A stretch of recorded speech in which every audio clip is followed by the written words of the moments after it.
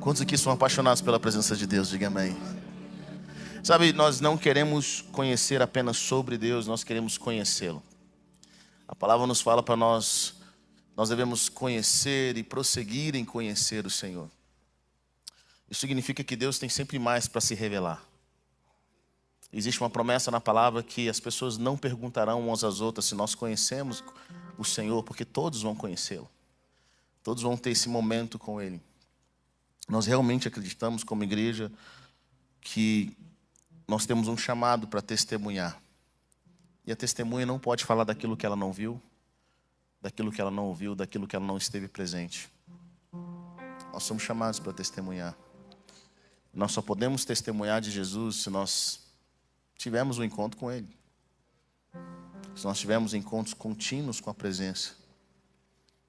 Eu acho interessante que Jesus diz aos mestres da lei, eles falam assim: vocês analisam as Escrituras achando que nela vocês vão encontrar a vida. Mas as Escrituras apontam para mim. Ao ler as Escrituras, o que eu quero fazer é: Jesus, eu quero te conhecer. Eu quero te conhecer. Eu quero gastar tempo com o Senhor. E sabe, nós viemos aqui para ter um encontro com o Senhor. Sabe, tem uma canção antiga que diz, né, eu marquei um encontro com Deus. Sabe, nós viemos aqui para ter um encontro com o Senhor. Como que você ficaria se você marcasse um encontro com o amor da sua vida e o amor da sua vida não aparecesse? Sabe, às vezes nós marcamos um encontro com o Senhor, mas se Deus vem ou não nos interessa. Porque nós gostamos mais do ambiente, mais do que aquilo que alguém vai falar ao invés de: Senhor, eu preciso do Senhor. Preciso ter um encontro com o Senhor. Eu preciso ter esse momento na tua presença. Vocês estão comigo ou não? Então eu quero encorajar você a sempre ter fome pela presença de Deus. Fome pela presença de Deus. Não venha ao culto por mais uma palavra. Sabe, nós vivemos em uma época em que não falta pregações, não falta ensinos, mas falta encontro. Falta presença. Falta esse momento com Jesus, aqueles momentos em que você tem com Jesus, que você fala: cara, eu tive um encontro com Jesus. Meu coração mudou, a minha mente mudou. Uma vez eu estava conversando com uma pessoa que entende muito da palavra. Lê a palavra no original. Como é que você evangeliza uma pessoa dessa? Como é que você fala para ela que a vida dela não condiz com aquilo que ela conhece? Eu lembro que nesse momento, nessa conversa, o Espírito Santo só falava para mim assim: fica calado. Fica calado. E o versículo que vinha era: porque em Jesus o véu é tirado. O véu do apóstolo Paulo só foi tirado quando ele teve o encontro com Jesus. Sabe, algumas coisas da nossa vida só vão sair quando nós tivermos um encontro com Jesus. As pessoas te falam, mas você não consegue ouvir, porque é só um encontro com Ele. Querido, eu respeito pessoas que têm encontros com Jesus. Eu respeito pessoas. E nós vivemos um grande desafio, porque nós crescemos na igreja, nós podemos estar nos cultos, mas há muito tempo não tem um encontro com Jesus. Quantos casais, quantos casamentos, pessoas que não assinaram o divórcio, ainda mantêm a sua aliança, mas entre eles o relacionamento não está funcionando bem. Acontece isso, inclusive com muitos cristãos. Coisas que nós não tratamos com Jesus. Jesus quer que nós nos relacionemos com Ele. Ele quer que nós tenhamos fome por Ele, que o nosso coração esteja pronto. E para isso é importante nós sempre mantermos o nosso coração pronto. Para que quando o Senhor nos der a sua palavra, quando o Senhor falar conosco, quando Ele ministrar nossos corações, aquela palavra que Ele nos deu não volte vazia. Para mim, a parábola do semeador é uma das mais poderosas da Bíblia, porque ela conta que a semente caiu em diversos tipos de solos. Bom, a semente do Evangelho do reino era a mesma. A diferença era o coração. Ou seja, Deus pode te dar algo poderoso, Ele pode entregar uma palavra que vai modificar a sua vida se o seu coração estiver pronto. Vocês estão comigo? Mas se o seu coração não estiver pronto, aquela palavra que o Senhor deu para você, ela vai se perder em algum lugar. Se você não entende a palavra de Deus, a Bíblia diz que o inimigo vem e rouba. É a semente que caiu na beira da estrada. Quantas vezes Deus fala coisas importantes para nós, coisas profundas a nosso respeito, mas o nosso coração não está pronto. É por isso que Jesus não vem primeiro. Ele manda alguém antes dele. Qual que era a mensagem de João? Arrependam-se, porque o reino está próximo. As pessoas batizavam confessando os seus pecados, elas estavam preparando o coração delas para receber a mensagem que Jesus traria. Porque se o coração delas não tivesse pronto, o que Jesus disse não faria efeito. Quantas coisas Deus fala com a gente, mas o nosso coração não está pronto. Nós não entendemos. E se nós não entendemos, o diabo rouba. Ou às vezes aquela palavra vem, ela germina, mas ela não vai nas profundezas do nosso coração. Nós temos tantas pedras, tantas coisas que não permitem com que a palavra de Deus vá profundo no nosso coração. Então vem as tribulações, diga a pessoa que está perto de você, as tribulações vão vir.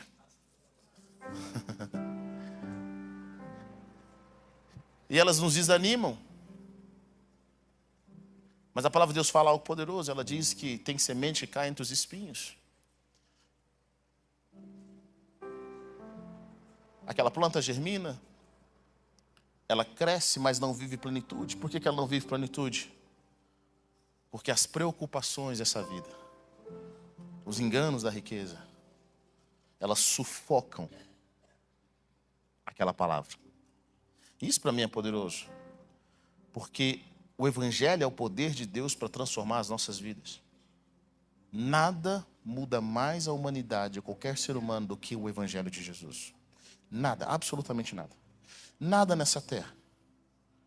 Sabe, o Evangelho é de graça, não porque Deus é barato, o Evangelho é de graça porque ninguém pode pagar. Nós não temos condições de pagar.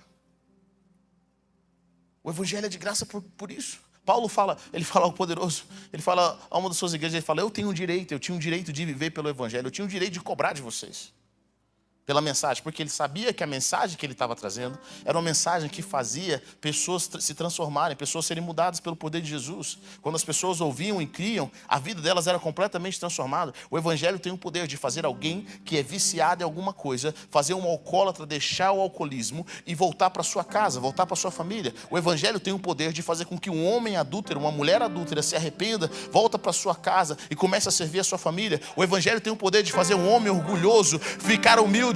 O Evangelho tem o poder de fazer que um pai que não amava o seu filho agora volte para casa e se importe com as coisas que são verdadeiras. Esse é o poder do Evangelho. Paulo fala assim, eu podia cobrar isso, mas eu não vou fazer. Eu podia viver disso, mas eu não vou fazer. Sabe, eu sei que muitos de vocês gostam de pagar rios de dinheiro para ouvir alguém ensinando algo específico. Mas Paulo fazia de graça. E o Evangelho que os discípulos pregaram não só transformar a vida deles, mas transformar o mundo.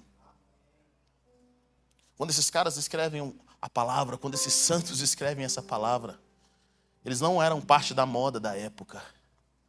Eles não eram os mais bem vistos. Mas eles sabiam que aquilo que eles estavam pregando era a eternidade. Sabe, geralmente nós medimos o valor de algo pelo tempo de durabilidade, pela raridade. Deixa eu falar uma coisa para você, querido. Essa palavra, ela é eterna. Ela muda pessoas hoje, ela mudou pessoas há 1000 anos atrás, ela mudou pessoas há 2000 anos atrás, e daqui 1000 anos vai continuar mudando pessoas. Esse Evangelho não morre.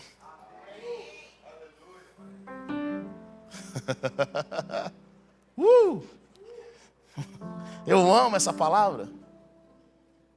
Vocês estão bem? Abra comigo em Lucas 22. Tivemos um tempo tão precioso no Freedom Movement.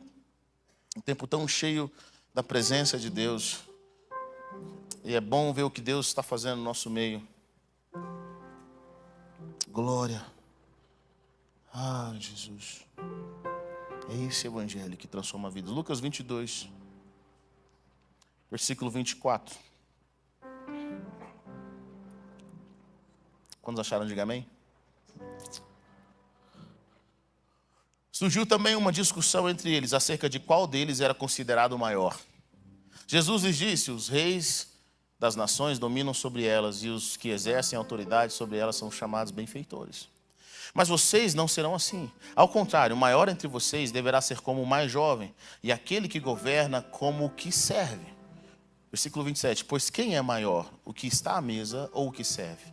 Não é o que está à mesa, mas eu estou entre vocês como quem serve.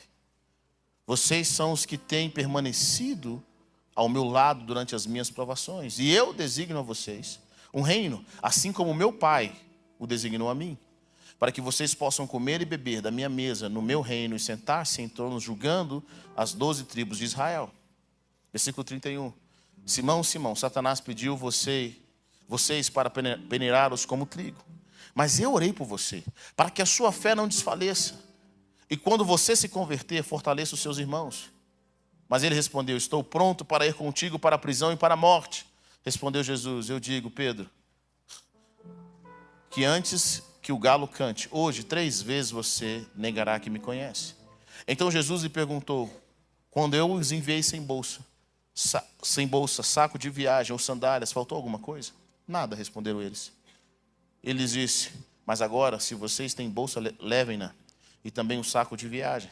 E se não tem espada, vendam a sua capa e comprem uma. Está escrito: e ele foi contado com os transgressores. E eu digo que isso precisa cumprir-se em mim. Sim, o que está escrito a meu respeito está para se cumprir. Amém? Sabe, Jesus faz a sua última ceia. Imagine os momentos de tensão que Jesus estava vivendo. Ele sabia que em poucas horas ia começar o seu tempo de luta, o seu tempo de dificuldade. Ele ia sair daquela ceia e orar um pouco. Enquanto Jesus estava lá, nos seus últimos minutos, ele de repente solta na mesa: aonde vocês vão me trair? E eles ficam olhando um para o outro, para quem ia trair. E a Bíblia diz algo bem interessante. Eles começaram a perguntar uns aos outros qual deles iria trair. Mas aí surge uma conversa. A conversa é: quem era maior entre eles? Imagine, Jesus prestes a ir para a cruz, o ministério dele finalizando. Ele estava com 12 pessoas que ele tinha treinado até aquele momento. E ele estava falando algo muito sério. Ele estava falando o que ia acontecer com ele. Ele estava falando que um dos seus discípulos iria traí-lo. E os discípulos começam uma discussão infantil. Fica imaginando, Jesus fala assim: olha, onde vocês vão me trair? Aí eles começam a conversar: quem é? E de repente entre eles falam assim: eu com certeza não sou, né? Porque eu sou melhor do que você.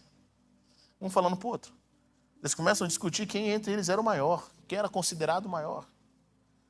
Olha, eu tenho quase certeza que Pedro estava puxando essa conversa.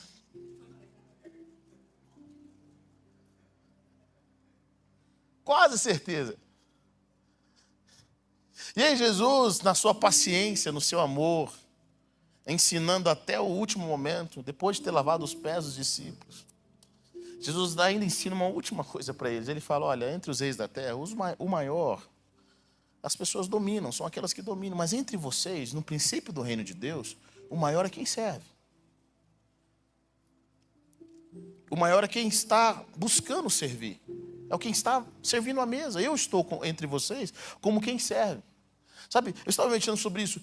O nosso Deus é o único Deus que tinha todo o direito de cobrar para nós adorarmos a Ele. Porque Ele é o Deus verdadeiro. O Deus que nós servimos é o Deus verdadeiro. Ele é o único que tem o direito de falar: se você quiser só me adorar, você tem que pagar X. Mas Ele não faz isso. Jesus poderia ter vindo ao mundo para colocar moral no mundo, para colocar ordem, descer com os seus anjos e mostrar: aqui chegou o Filho de Deus. Eu vou sentar no meu trono, vou colocar meus anjos, vocês vão ter que me adorar. Ele poderia ter vindo dessa forma. Mas olha que interessante. Ele vem como servo. Ele se humilhou. de fato, ele se humilha, ele se esvazia. E ele nos mostra um princípio no reino de Deus. E sabe o que eu acho poderoso? Só reconhece o servo quem tem um coração humilde. Se Jesus viesse como um rei, nós teríamos pessoas que fingiriam uma adoração, porque tem pessoas que gostam de poder, tem pessoas que gostam de estar perto daqueles que têm o poder e a autoridade, mas os humildes talvez não reconheceriam ele. Mas Jesus vem de uma forma em que só os humildes podem perceber, só os que têm um coração puro, só aqueles que não olham pela aparência, mas de alguma forma conseguem ver uma essência de Deus na vida dos outros. Os fariseus não conseguiram reconhecer Jesus, mas os simples, os discípulos, as crianças, reconheceram Jesus. Ele traz um valor profundo no reino de Deus, e o valor no reino de Deus não é o quanto eu posso ser servido, mas como eu posso servir. Com certeza, a maioria das nossas brigas acabariam se nós brigássemos para servir e não para ser servido. Se nós brigássemos para reconhecer e não para ser reconhecido. Como que eu posso servir melhor? Como que eu posso te abençoar mais? Como que eu posso ser um canal de Deus na sua vida? Esse é o valor do reino. A partir do momento em que nós queremos dominar sobre os outros, nós não operamos debaixo da autoridade do reino. Nós operamos debaixo da nossa própria autoridade. Vocês estão comigo ou não? Jesus nos mostra, eu estou entre os que vocês servem, entre os que servem. Eu estou aqui servindo. E aí Jesus fala algo poderoso aqui. Versículo 28, ele fala, vocês são os que têm permanecido ao meu lado durante as minhas provações. Jesus tinha suas provações. E os discípulos estavam com ele.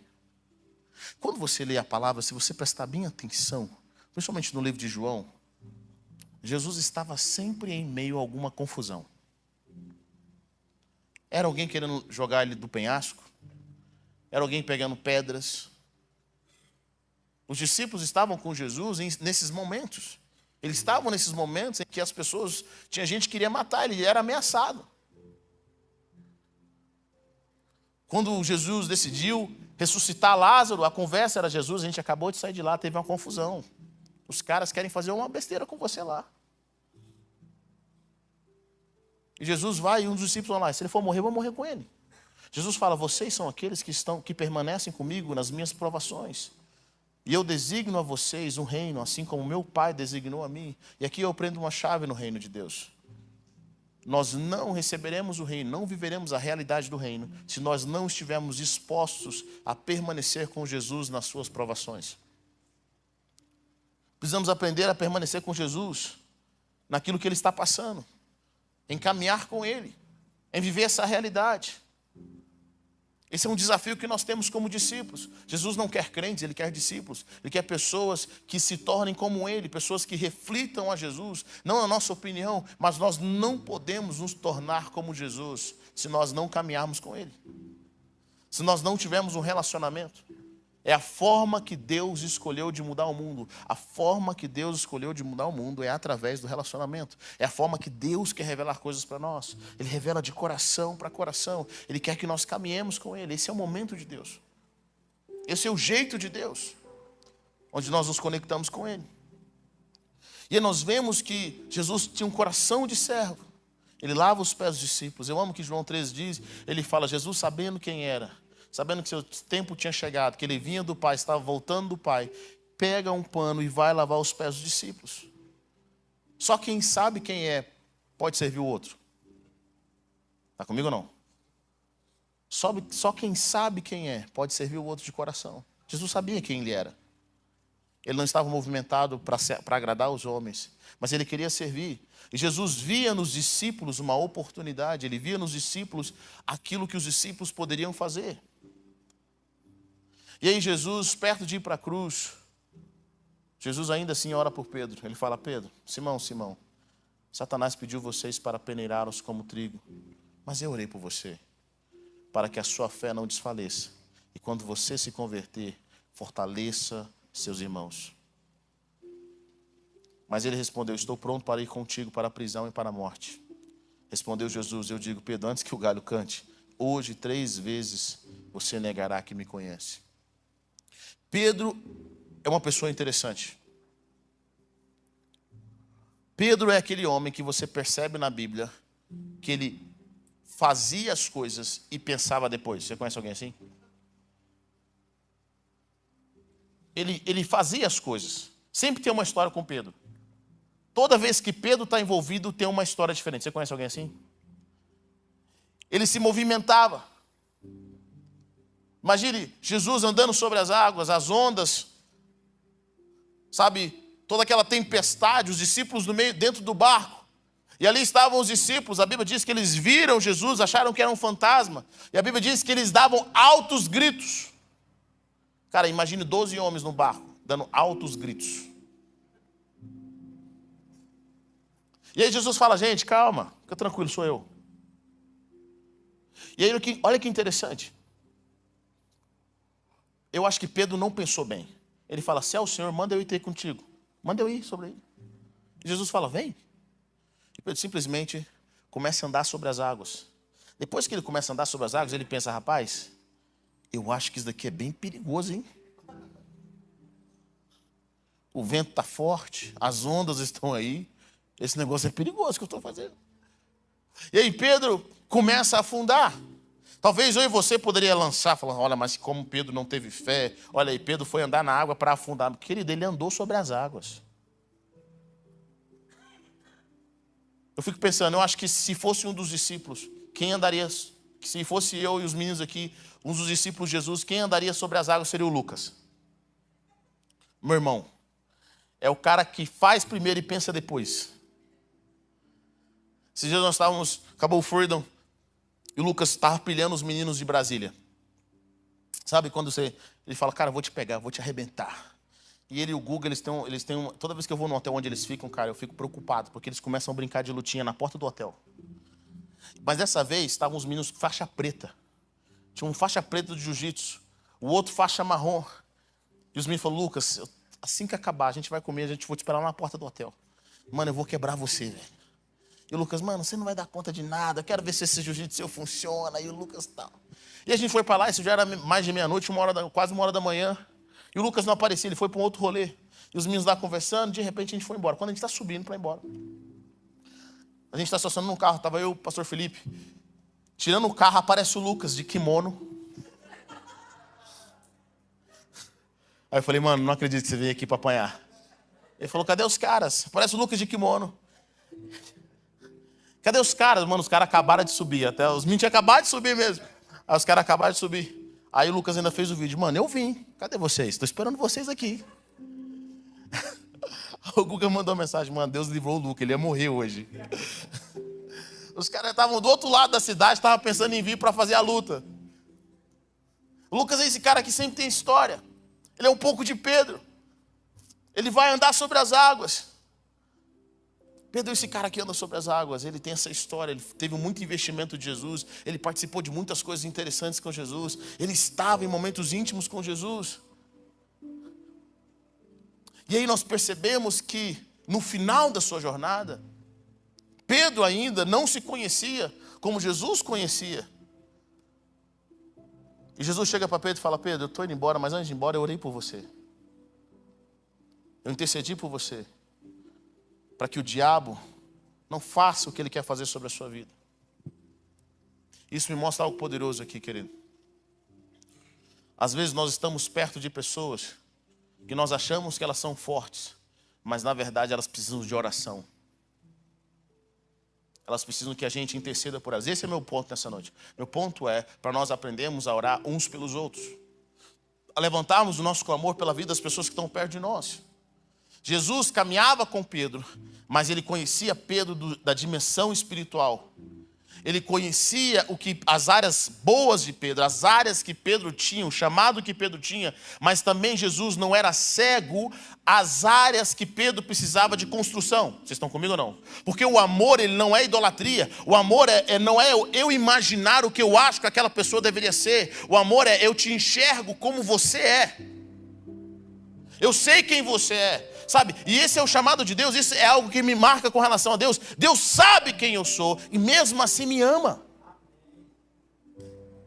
Deus sabe quem você é. Ele sabe as áreas que precisam ser construídas na sua vida. Ele sabe as áreas de defeito na sua vida. Ele sabe aquilo que precisa ser trabalhado no seu coração. Mas mesmo assim, Deus tem um plano com você. Jesus olha para Pedro e fala: Pedro, eu intercedi para que a sua fé não desfaleça. Eu intercedi.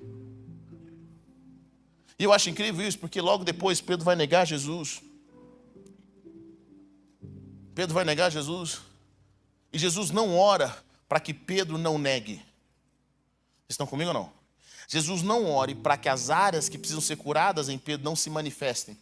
Jesus ora para que o que vai acontecer com ele depois que ele negasse Jesus. Para que depois que ele negasse Jesus, que ele encontrasse o caminho de volta para o seu chamado. Vocês entenderam o que eu estou dizendo? Jesus não ora para que aquilo que estava no coração se manifestasse. Porque Deus não tem problema com as áreas da nossa vida que precisam ser curadas, que precisam ser trabalhadas. Ele quer que elas se manifestem. Por quê? Porque só assim nós podemos amadurecer. Não interessa o que certas pessoas vão dizer para nós. Tem hora que você tem que passar por certas circunstâncias, meu irmão. Para Pedro se converter, Deus tinha que mostrar para ele que ele não era isso tudo. Olha que interessante. E aí Jesus fala: mas eu orei por você para que a sua fé não desfaleça. E quando você converter, fortaleça seus irmãos. Pera aí, só um minutinho. No final aqui, Jesus já estava indo nos 45 do segundo tempo. Depois de 3 anos, Pedro seria o líder da igreja. Sobre essa pedra ele construía a sua igreja. Sabe, essa revelação que Pedro teve, Pedro ainda não era convertido. Ele andou com Jesus por 3 anos. Tem um outro ponto importante aqui, querido. Às vezes nós assumimos que as pessoas que caminham conosco na obra ainda são convertidas. Elas já são convertidas e muitas vezes elas não são. Elas não tiveram um encontro. Jesus percebeu o potencial de Pedro, mas sabia que Pedro ainda precisava de muito. Ele precisava de muito. Jesus ora para que o inimigo não aproveite esse momento que Pedro iria passar em poucas horas, para que ele encontrasse o caminho de volta ao seu destino. E olha que poderoso. Essa intercessão de Jesus guarda Pedro, o coração de Pedro, em um dos momentos mais difíceis da sua vida. Quantas vezes, querido, nós não percebemos as pessoas que estão do nosso lado? E uma das coisas que eu sinto que nós como igreja, eu não falo só a nossa igreja God Provider, mas as pessoas que estão perto de nós não prestamos atenção nas pessoas que caminham com a gente todos os dias. Do nosso familiar, do nosso discípulo, dos nossos pais, do nosso cônjuge. Nós não prestamos atenção de orar por eles, de pedir com que o Senhor faça algo. Jesus sabia das áreas que Pedro precisavam ser trabalhadas, mas Jesus não desistiu de Pedro. Ele não desistiu de Pedro. E olha que interessante, Jesus simplesmente ora por ele, ele clama por ele, e não permite com que a ofensa, diga comigo, a ofensa fizesse com que ele perdesse Pedro para sempre. Quando você discipula pessoas, quando você cuida de pessoas, quem é líder sabe o que eu estou dizendo. Você vai ver que pessoas que você ama, que você cuida, muitas vezes essas pessoas, elas vão te ferir. Querido, ovelhas também mordem. Tem um videozinho no Instagram, eu acho muito interessante, um videozinho que minha mãe me mandou, tem que ser minha mãe para mandar esses vídeos. Em que tem um pastor andando, aí tem um monte de ovelha, aí uma ovelha dá uma ré assim, pega um impulso e derruba o pastor no chão. E ele vai tentar levantar, vem outra e derruba o pastor no chão. Quantas ovelhas derrubam pastores? Quantas ovelhas mordem pastores? Às vezes nós cuidamos de pessoas que você estendeu a mão, que você orou por elas. Depois você descobre que essas mesmas pessoas, elas estão tramando contra a sua vida, elas não te respeitam, elas não te honram, elas não te abençoam, ovelhas também mordem. E quantas vezes nós ficamos ofendidos com essas pessoas, não entendendo que é um processo que elas precisam passar e que o diabo quer aproveitar essa ofensa entre você e ela para que você desista dela. Está comigo ou não? Jesus podia falar: Pedro, caminhei 3 anos com você, cara. Eu esperava de todo mundo. Deus me mostrou, viu, Pedro?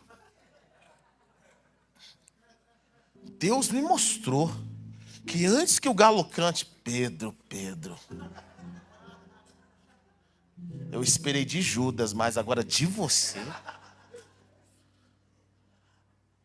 Cara, você andou comigo sobre as águas. Segurei sua mão, você estava afogando. Deveria ter deixado você lá. Deveria ter deixado. Você falou: Senhor, salvo nada. Seu negador. Investindo em você. Te levei para o monte para você ver, Moisés e Elias. Ninguém tinha visto, para você fazer uma coisa dessa comigo. Querido, Jesus não permitiu com que o espírito de ofensa abortasse o seu filho. Abortasse o seu discípulo. Para que aquilo que Pedro iria fazer. Sabe por quê, querido? Jesus não via pelo olho natural, ele via pelos olhos espirituais. Pare de ver as pessoas que estão perto de você com os olhos naturais. Porque às vezes as pessoas que estão perto de nós, querido, elas não falam tudo para nós. Mas elas estão passando por lutas internas. Elas estão passando por coisas que nem elas sabem que estão passando. E às vezes é alguém que você admira. Cara, quantas casas eu já vi? Geralmente, a maioria das casas, elas têm pelo menos uma coluna de oração. Elas têm aquela pessoa que é o que mantém todo mundo indo para a igreja. Já percebeu isso? Às vezes é uma mãe, às vezes é um pai, às vezes é um filho que ama Jesus e ora. Os pais olham para aquele filho e falam assim: cara, esse menino é modelo para mim. E aí aquela casa é a casa que é sustentada pela oração desse filho, a oração dessa avó, a oração dessa mãe, a oração desse pai. É aquela casa que eles têm aquela pessoa como exemplo. E às vezes você é espiritual, mas você fala: eu não preciso ser tão espiritual. Sabe por quê? Porque minha mãe é. Eu não preciso ser tão espiritual. Por quê? Porque meu marido é. Mas aquela pessoa você mal sabe, mas ela está precisando de oração. O diabo quer fazer alguma coisa para destruir aquele coração, aquela mente, para fazer com que aquela coluna caia. Quantas pessoas deixam de orar pelos seus pastores, pelos seus líderes, achando que está tudo muito bem, achando que está tudo ok. Quantos discipuladores deixam de orar pelos seus discípulos, porque você acha: irmão, isso daí nunca vai cair.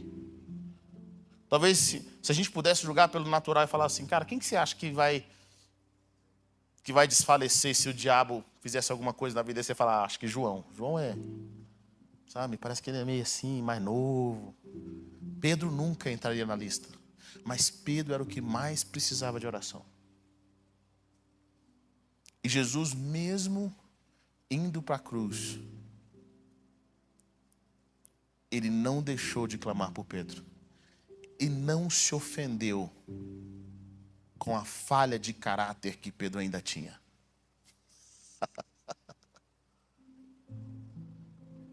Ele não se ofendeu. Ele fala: Pedro, quando você se converter, eu olho para você, eu te amo muito, Pedro, você é engraçado. Imagina Jesus conversando com Pedro. Você é engraçado demais, Pedro. As minhas histórias, eu vou chegar no céu, eu vou contar isso daí tudo. O pessoal já sabe, mas eu tenho que contar. Mas eu sei que ainda você não se converteu. Eu sei que tem áreas na sua vida que precisam ser trabalhadas. Mas eu não desisto de você.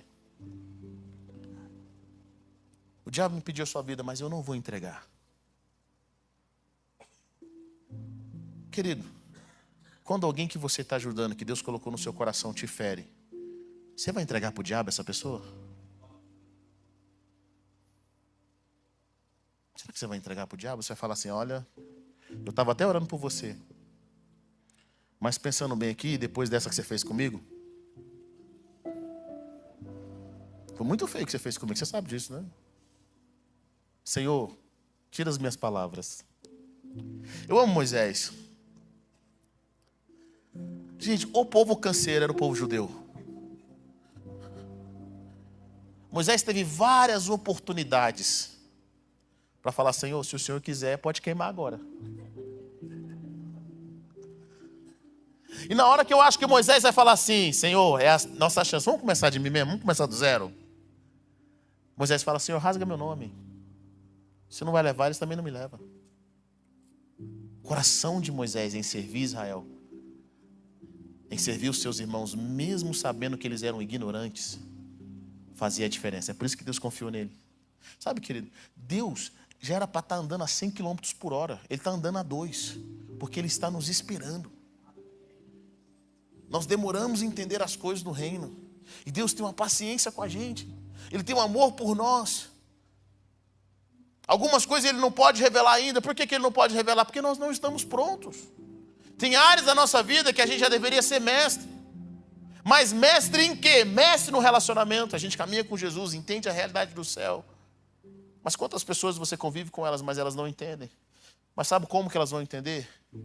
Através da sua oração. Através do seu clamor. Através da sua busca. Paulo é um homem que tinha um coração de oração. Eu amo o que Paulo diz em 2 Timóteo capítulo 1. Versículo 3. Ele fala, dou graças a Deus a quem sirvo com a consciência limpa, como o serviam os meus antepassados, ao lembrar-me constantemente de você, noite e dia. A carta de 2 Timóteo provavelmente foi a última carta de Paulo antes de morrer. Eram suas últimas palavras. Ele está dizendo para o seu discípulo amado, alguém que ele amava, alguém que ele cuidou. Timóteo caminhou com Paulo. Mas Paulo, só porque Timóteo caminhou com ele, Paulo não tinha no coração dizendo, Timóteo caminhou comigo, ele sabe como que eu ajo. Não preciso orar por ele, está garantido. Não. Olha o que Paulo diz. Eu lembro constantemente de você, noite e dia. Sabe aonde? Em minhas orações.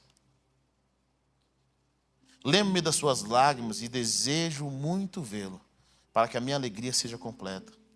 Recordo-me da sua fé não fingida, que primeiro habitou em sua avó Lóide e em sua mãe Eunice, e estou convencido de que também habita em você.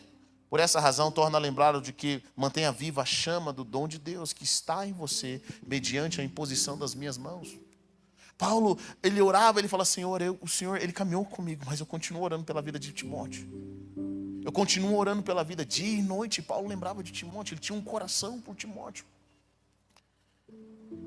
Só porque Timóteo caminhou com ele falava assim, olha, caminhou comigo, já está tudo certo. Não. Paulo ainda estava gerando Timóteo em oração. Ele estava buscando que Timóteo crescesse em Deus, na presença de Deus. Se você tem um coração paterno, querido, se você tem um coração de abençoar, você não desiste das pessoas, você não desiste de orar por elas, você não desiste de clamar por elas. Eu fico imaginando Jesus. Com certeza o caminho de Jesus entre os homens foi solitário.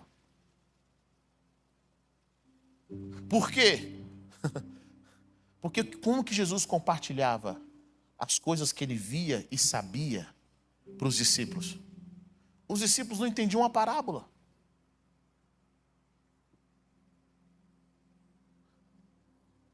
A inteligência dos discípulos não acompanhava a inteligência de Jesus. Eu fico imaginando como é que deveria ser difícil para Jesus ele estar na presença de Deus, ir aos céus continuamente, e não poder compartilhar isso com os discípulos. Jesus leva eles para orar uma vez com ele, nessa única oração. As vestes de Jesus mudam, vem uma nuvem. Por isso que Jesus, você já observou na Bíblia que Jesus não deixava os discípulos orar com ele? Não, vai lá, a gente encontra do outro lado, pode ficar tranquilo. A gente encontra do lado, olha, não deixava, despediu os discípulos. Várias vezes na palavra fala assim, Jesus foi orar sozinho. Subiu ao monte para orar sozinho. O que acontecia naquele monte, meu irmão? Só Deus sabia. Mas a única vez que eles foram orar, apareceu Moisés e Elias. Pedro fica assim.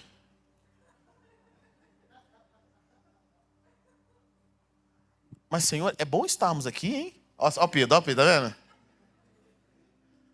Estou com uma ideia incrível. Pensei que montávamos umas tendas. Sabe? Pedro é o cara. Eu tenho uma ideia maravilhosa. Aí a palavra de Deus fala, ele não sabe o que ele estava falando, ele não sabe, ele não sabia. E de repente eles desaparecem, sabe? Jesus estava numa outra dimensão, conversando sobre o que viria a acontecer. Com certeza, isso não era uma coisa incomum para Jesus, era uma coisa comum. Ele estava no céu e na terra ao mesmo tempo, ele via coisas extraordinárias. A vida de Jesus era estar com o Pai, ele amava o Pai. É o relacionamento dele. Jesus não podia compartilhar isso com Pedro. Imagine Jesus descendo no monte, vendo coisas que nem tem paralelo na terra. Chega do monte e o pessoal diz, e aí Jesus, como é que foi? Ele não fala, não, vamos aqui para a próxima aqui, vamos aqui para Galileia. Ele não podia compartilhar o que estava acontecendo com ele. Mas mesmo assim, Jesus nunca desistiu dos discípulos. Ele nunca desistiu de caminhar com eles. Ele nunca foi soberbo. Ele lavou o pé desses homens. Quando pessoas falam para mim, mano, eu não caminho com os outros porque eles não sabem muito de Bíblia, irmão. E você não sabe de reino. Você não sabe de Jesus. Quando o seu conhecimento infla, mano, não, meu irmão, eu quero ouvir de você, deixa eu aprender. Eu tive o privilégio de crescer num ambiente onde eu via os meus pais orando com vários irmãos que tinham um coração puro para Deus. Eles não tinham uma educação formal. Eles não eram PhDs em alguma coisa. Mas sabe de uma coisa? Eles tinham encontros com Jesus. Sabe o que eu venho percebendo, querido? O que sustentou muitas famílias, o que sustentou muitas igrejas, não foram os teólogos, foram as irmãs do coque. Foi aquela senhorinha que botou o joelho no chão e orou pela sua vida, orou pela sua família, orou para que você se convertesse. Pessoas que não estavam no púlpito, pessoas que não estavam com o microfone na mão, mas pessoas que entram no quarto e falam, Senhor, visita meu neto. Visita minha família. Senhor, visita o casamento do irmão. Deus, fulano de tal, a irmã que está agora no hospital. Essas irmãs, esses irmãos que começaram a servir e adorar a Deus. Eu já participei de vários momentos com a presença de Deus. O meu avô, eu falo que o Evangelho transforma. Meu avô aprendeu a ler para ler a Bíblia. Todo dia que eu chegava lá no interior, estava meu avô com a Bíblia desse tamanho, lendo a Bíblia todos os dias. A minha avó é uma grande intercessora. Um dia nós chegamos para ir na casa dele, não sei se era aniversário da minha avó, do meu avô, a gente tinha que ir lá. Eu lembro que minha avó começou a cantar. Queridos, quando ela começou a cantar, a presença, a glória de Deus respondeu. Ela não tinha uma educação formal, mas ela conhecia Jesus. Tem pessoas que eles abrem a boca, os céus nem sabem quem eles são. Eles falam tão bonito, tão eloquente, mas querida, a atmosfera não muda. Eu sei quando alguém caminha com Jesus, sabe como é que acontece? A atmosfera muda. Essa pessoa carrega a presença de Deus. Quantos velórios eu já fui, quantos casamentos eu já fui, em que aqueles que caminharam com Jesus, Deus faz questão de manifestar a sua presença. Questão de manifestar. Paulo orava para Timóteo, dia e noite, ele clamava ao Senhor. Paulo orava pelos filipenses, ele fala, agradeço ao meu Deus toda vez que me lembro de vocês. Em todas as minhas orações em favor de vocês, sempre oro com alegria, por causa da cooperação que vocês têm dado ao Evangelho desde o primeiro dia até agora. Como que está o seu coração com relação às pessoas que estão perto de você? As pessoas que te abençoam, as pessoas que te servem, as pessoas que estão passando por um momento difícil. Você senta para criticá-las, para ver os defeitos que elas têm, ou você senta para orar, para que Deus se revele a elas? E às vezes nós só oramos para as pessoas quando elas estão dando muito trabalho, quando elas estão fazendo coisas que nós não gostamos. Não faça isso, querido. Ore por todos. Ore por aqueles que estão perto de você. Ore para que Deus visite o coração dele. Senhor, eu não sei o que está acontecendo, mas eu quero orar por essa pessoa. Nunca vá aonde a sua oração não chegou primeiro. Aonde o seu clamor não chegou primeiro. Onde você não colocou os seus joelhos e falou: Senhor, eu quero orar. Quantas pessoas já te abençoaram e você nunca levantou um clamor por elas? Nunca levantou uma oração? Nunca buscou a presença de Deus? Nunca foi grato a Deus por elas? Quantas pessoas caminharam com você no seu dia a dia e você nunca pediu a Deus pela vida delas? Sabe o que eu acredito, querido? Que toda pessoa que Deus coloca no nosso caminho, Ele quer que nós sejamos intercessores. Ele quer que nós oremos por essas pessoas. Não apenas por aqueles que estão dando trabalho. Vocês estão comigo ou não? Não por aqueles que estão fazendo coisas que você não gostaria que eles fizessem, mas por aqueles que estão do seu lado. E às vezes você não sabe, eles estão passando por lutas, eles estão passando por dificuldades. O inimigo tem trabalhado no interior deles. Nós começamos a utilizar as nossas armas espirituais através da oração, através do clamor ao Senhor. Paulo diz algo poderoso em 1 Timóteo capítulo 2, ele fala: antes de tudo, recomendo que façam súplicas, orações, intercessões e ações de graças por todos os homens, pelos reis e por todos os que exercem autoridade, para que tenham uma vida tranquila e pacífica, com toda piedade e dignidade. Isso é bom e agradável perante Deus, nosso Salvador. Nós temos um chamado para orar pelas pessoas, nós temos um chamado para orar pelos nossos familiares, nós temos um chamado para orar, querido, pela nossa cidade, pelo nosso país. Nós temos um chamado para orar pelos governantes. Nós liberamos a nossa boca para profetizar aquilo que vem dos céus. Nós temos um chamado de Deus para fazer com que a vontade do Senhor aconteça na terra como é no céu. Existe um chamado, um clamor que Deus quer colocar nos nossos corações. Pessoas que se posicionam, pessoas que falam: Senhor, se o Senhor pode usar alguém, me use na minha casa, me use entre os meus irmãos, me use, Deus. Deixa eu ser a tua boca. Deixa eu ser a tua boca para orar pela minha esposa. Deixa eu ser a tua boca para orar pelo meu filho. Deixa eu ser a tua boca para orar pelo meu esposo. Deixa eu ser a tua boca, Senhor, deixa eu ser a tua boca para orar pelas pessoas que estão ao meu redor. Querido, quantos filhos de pastores estão desviados? Quantos irmãos que eram firmes não estão mais? Sabe por quê? Porque ninguém olhou para ele. Ninguém achou que ele estava passando por problemas. Ninguém pediu a Deus pela vida deles. Ninguém levantou de madrugada e intercedeu. Deus tem nos chamado para nós simplesmente nos posicionarmos. Sabe, o amor é sacrifício. Você não ama de fato até se sacrificar. Ah, eu amo você. Não, você nunca sacrificou, você não ama. Amor é sacrifício. Ser pai é uma bênção, ser mãe é uma bênção. Mas só quem é pai e mãe sabe o que eu vou dizer aqui agora. Nem sempre a gente faz o que a gente quer fazer. Sim ou não? Quantos pais nós temos aqui? Levante sua mão.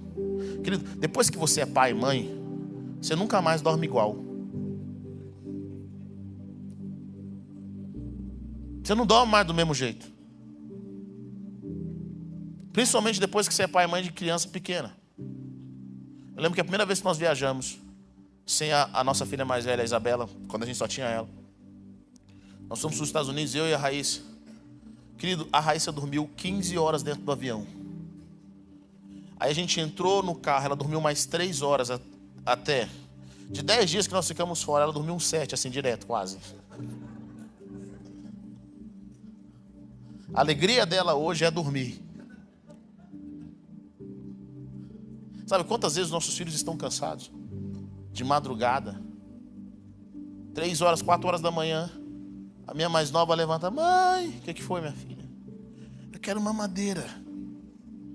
Imagine a alegria que ia levantar de madrugada para ir preparar um leite, para organizar. Você acha que você quer? A gente não quer.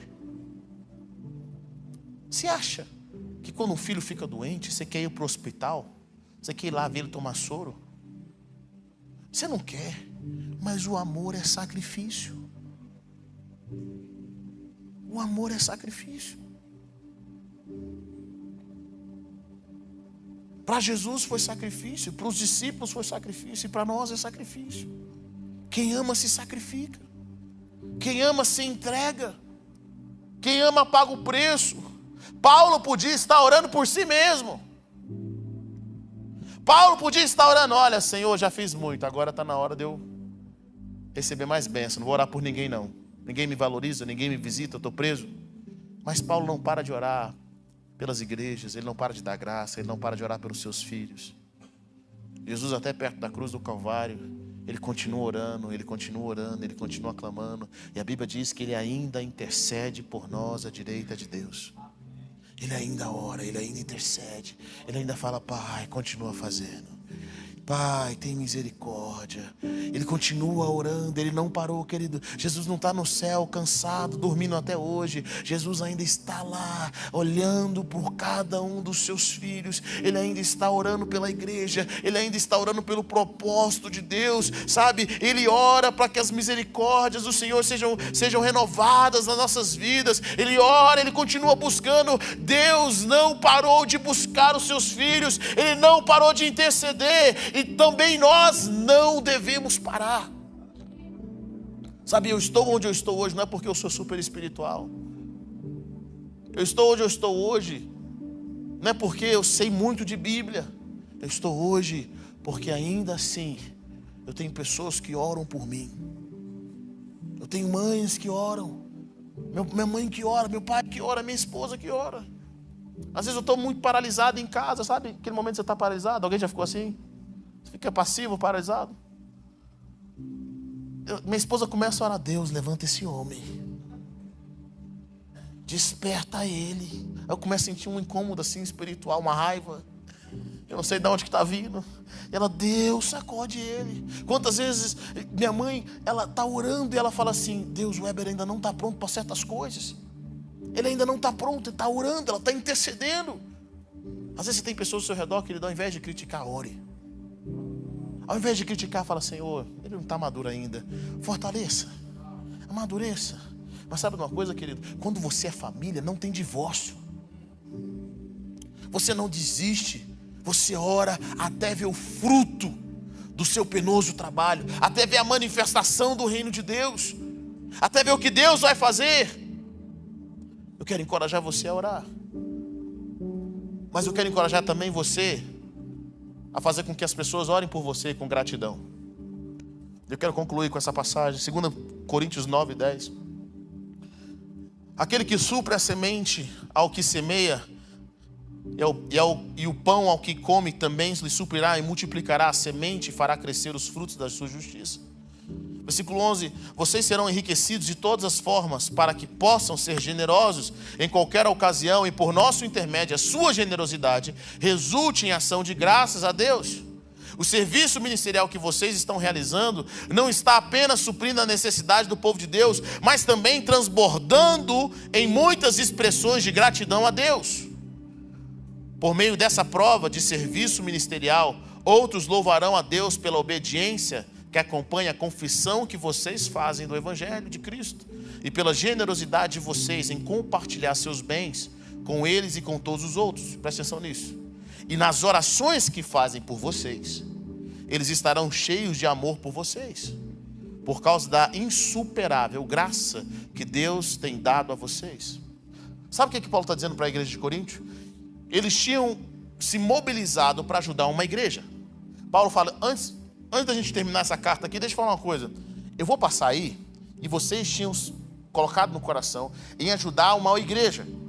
Então, eu já quero que vocês preparem a oferta para ajudar esse povo, para ajudar essa igreja, porque quando eu chegar aí, eu quero colher essa oferta para entregar para eles estão passando por dificuldade.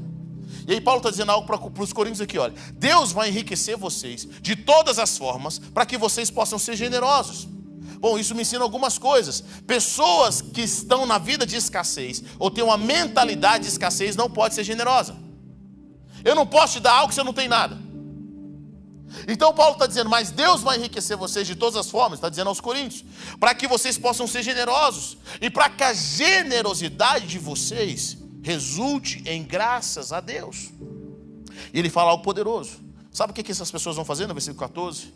Quando eles orarem por vocês, eles vão orar cheios de amor. Porque existe a diferença quando você ora por alguém que você é grato pela vida dela, quando você ora por alguém que te abençoou, alguém que te serviu, e quando você ora por alguém que você não conhece. Vocês estão comigo ou não? É o que Paulo está dizendo. Quando eles orarem por vocês, eles vão orar com o coração cheio de amor e gratidão por aquilo que Deus usou vocês para suprir a necessidade deles. Deixa eu fazer uma pergunta para você. Quem hoje de coração oraria por você cheio de amor e gratidão?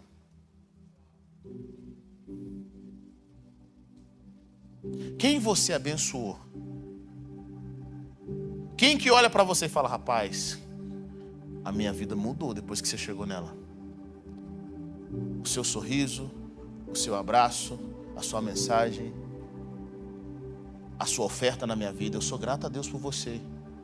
E toda vez que eu oro, eu lembro de você, porque você plantou muito na minha vida. Algumas pessoas, querido, não recebem a oração de ninguém, sabe por quê? Elas nunca plantaram na vida de ninguém. Elas não oram por ninguém, elas não abençoam ninguém. Alguns anos atrás chegou uma pessoa para minha mãe e falou assim, pastora, estou muito chateado, foi o meu aniversário e ninguém mandou uma mensagem para mim. Ninguém falou um oi para mim. Minha mãe perguntou, irmã, para quantas pessoas você falou oi? Você falou parabéns no dia do aniversário delas? Para ninguém. Irmão, nós não podemos colher aquilo que nós não plantamos. E posso dizer algo para vocês, querido? Essa guerra que nós estamos vivendo, nós não venceremos sozinhos. Alguém tem que orar por nós. Pessoas precisam levantar um clamor por nós. Mas como é que elas vão levantar um clamor por você se elas não te conhecem? Se você não tem um grupo que se preocupa com você, pessoas que te amam.